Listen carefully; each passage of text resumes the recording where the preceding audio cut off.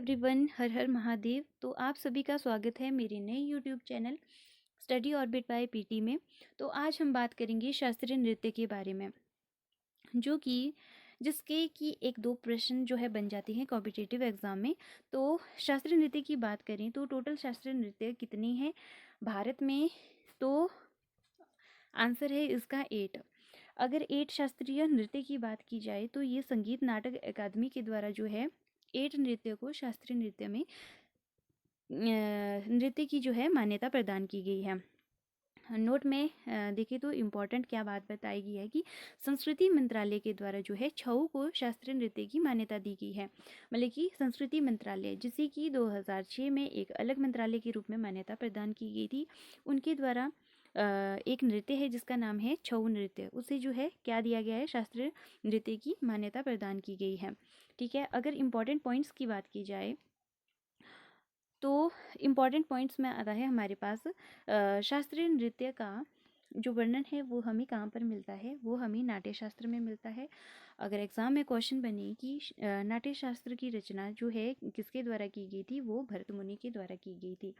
पंचम वेद भी किसे कहते हैं, वो ये भी नाट्य शास्त्र को कहा जाता है।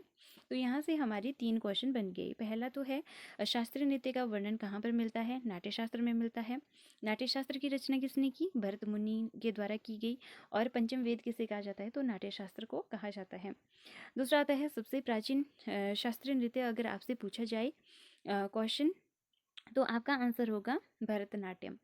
अगर आपसे पूछे कि सबसे नवीन शास्त्रीय नृत्य कौन सा है, तो वो आता है स्त्रिया। स्त्रिया की अगर बात की जाए तो स्त्रिया जो है असम में परफॉर्म किया जाता है।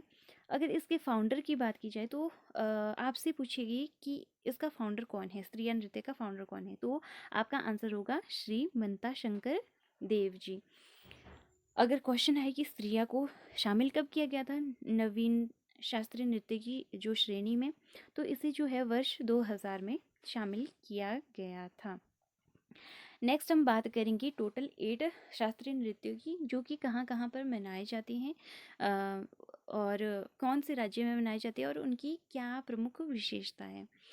सबसे प्राचीनतम की बात करें, जो कि मैंने आपको वीडियो के अभी फर्स्ट में ही बताया कि सबसे प्राचीनतम है हमारे पास भरतनाट्यम। भरतनाट्यम का अगर क्वेश्चन आए कि भरतनाट्यम का पुराना नाम क्या है, तो आपका आंसर होगा सादर नृत्य भी इसे कहा जाता है। अगर पूछे कि भरतनाट्यम कहाँ परफॉर्म किया जाता है, तो ये तमिलनाडु में परफॉर्म किया जाता है। सेकंड हमारे पास आता है शास्त्रीय नृत्य की श्रेणी में, वो आता है मोहिनी अट्टम।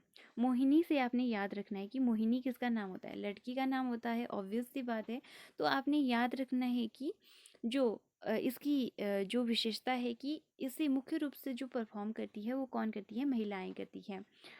मोहिनी मतलब कि लड़की, महिला, जिसके द्वारा ये नृत्य परफॉर्म किया जाता है। अगर बोले कहाँ परफॉर्म किया जाता है, तो वो केरल में किया जाता है। थर्ड आता है हमारे पास शास्त्रीय नृत्य, वो आता है कथकली।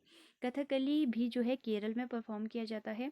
कथकली की बात की जाए तो इसे विशेष रूप से पुरुषों के द्वारा जो है परफॉर्म किया जाता है। एक महिलाओं के द्वारा परफॉर्म किया जाता है तो वो मोहिनी अट्टम है, एक पुरुषों के द्वारा परफॉर्म किया जाता है वो आता है हमारे पास कथकली। अगर एग्ज़ाम में क्वेश्चन आए कि ऐसा कौन सा राज्य है जिसमें 2 शास्त्रीय नृत्य परफॉर्म किए जाते हैं, तो आपका आंसर क्या होगा, केरल। केरल एक ऐसा राज्य है जहाँ पर 2 शास्त्रीय नृत्य परफॉर्म किए जाते हैं, एक तो मोहिनी अट्टम और दूसरा क्या है, कथकली। फोर्थ आता है हमारे पास कथक। कथक की बात करें, जो इसको परफॉर्म करता है उन्हें जो है नटवरी भी कहते हैं। और अगर कहें तो इसे कहाँ पर परफॉर्म किया जाता है, उत्तर प्रदेश में परफॉर्म किया जाता है। मैक्सिमम जो स्टूडेंट्स हैं वो कंफ्यूज होते हैं कथकली और कथक में। अगर जिन्होंने एक बार में ही इनको पढ़ा है तो उनको याद नहीं रहती हैं और एग्ज़ाम में कंफ्यूज हो जाती हैं अगर वहाँ पर दोनों ऑप्शन दिए होते हैं, केरल और उत्तर प्रदेश। मैं आपको एक ट्रिक बताऊंगी कि जहाँ पर आपने देखना है कि एग्ज़ाम में अगर कथकली पूछे तो इसके बीच में 2 क आ रहे हैं, 2 क आ रहे हैं, तो मतलब कि ये केरल में परफॉर्म किया जाता है। ठीक है।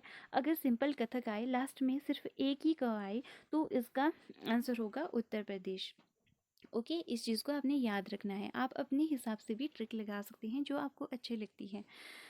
तो नेक्स्ट आता है हमारे पास फिफ्थ आता है हमारे पास ओडिसी नृत्य। ये तो आपको पता ही चल गया होगा नाम से ही, ओडिसी मतलब कि ओडिशा राज्य में मनाया जाता है या परफॉर्म किया जाता है। सिक्स आता है हमारे पास मणिपुरी नृत्य। मणिपुरी नृत्य की बात करें, ये भी ऑब्वियसली बात है कि मणिपुर में ही किया जाता होगा। तो सेवन्थ आता है हमारे पास कुचिपुड़ी।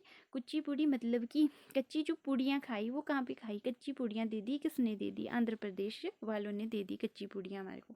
तो इससे याद रखना कि कच्ची पूड़ियाँ किसने खिलाई, ये जो है आंध्र प्रदेश के द्वारा खिलाई गई। तो नेक्स्ट आता है लास्ट हमारे पास, जो कि सबसे नवीनतम, वीडियो के स्टार्टिंग में भी बताया था कि सत्रिया नृत्य है। कब दिया गया था, 2000 में इसको जो है शास्त्रीय नृत्य का दर्जा दिया गया था। और कहाँ पर परफॉर्म किया जाता है, तो आपका आंसर होगा असम में परफॉर्म किया जाता है।